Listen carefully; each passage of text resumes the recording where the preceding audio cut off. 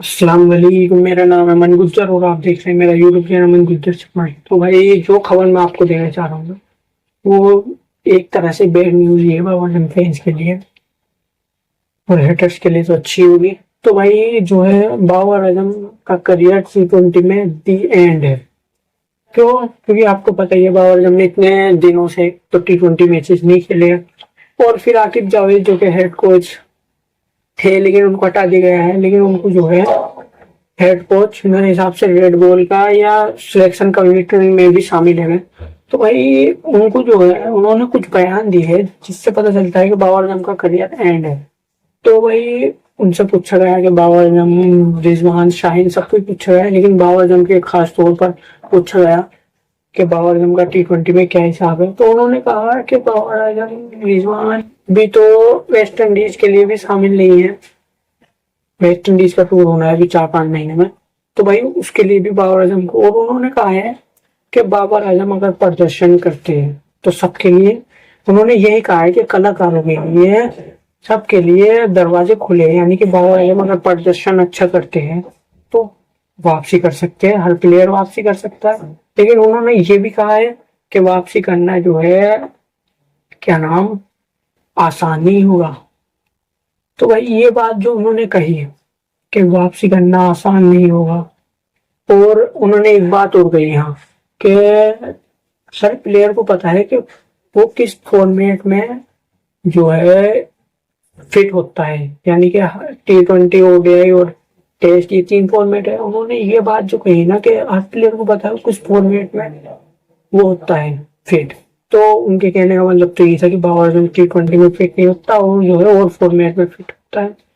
तो भाई अब क्या कहे यार, क्या नाम, मुझे तो भाई वो एक ही कवाली याद आ रही है।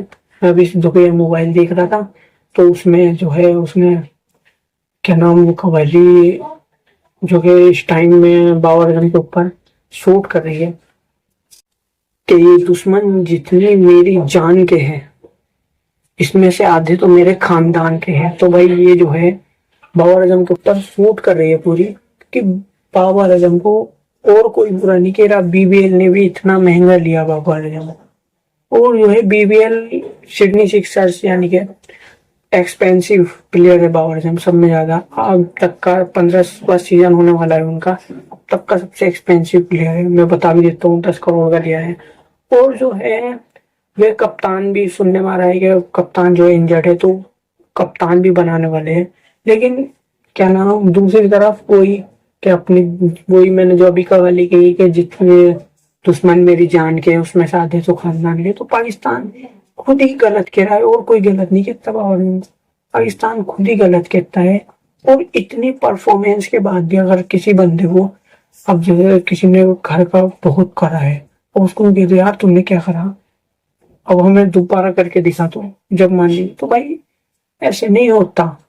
उसने बहुत करा है, उसके ODI में देख लो, टेस्ट में देख लो, T20 में रन देख लो, सब में ज्यादा रन में यार। जबकि अभी 30 साल का है, विराट कोहली को भी पीछे छोड़ दिया, रोहित शर्मा को भी। रोहित शर्मा कुछ ही रन सा गए, 10-20 रन से। तो वही है यार, क्या नाम, अब ऐसा होगा तो क्या करेगा बाबर। और बाबर के लिए तो भाई यही कवाली है। और कोई बात नहीं, मुश्किल तो सबके उसमें आती है, हम भी मुश्किल झेल रहे हैं, बाबर ने मुझे लगा। लेकिन मेरे भाई बाबर, अब तुझे कमबैक तगड़ा करना ही होगा, तुझे अब दिखाना ही होगा सबको कि तू क्या चीज है। अब इससे नहीं चलेगा कि चुप हो गए, ये हो गए। एग्रेशन दिखा मेरे भाई, सब बॉलर को जैसे विराट कोहली करता है ना। शरीफ की दुनिया नहीं है शरीफों की, इसलिए बाबर ने मेरे भाई करो, कुछ कुछ करके दिखा। इतना तगड़ा कमबैक करके जो भी बॉलर आए सबकी धज्जी उड़ा दे। और जितने बुरा बुरा कह रहे हैं ना सब आपको सीधा कर दे। बस यही है मेरे बाबर से गुजारिश। बाकी मिलते अगली दिन को दाफिज।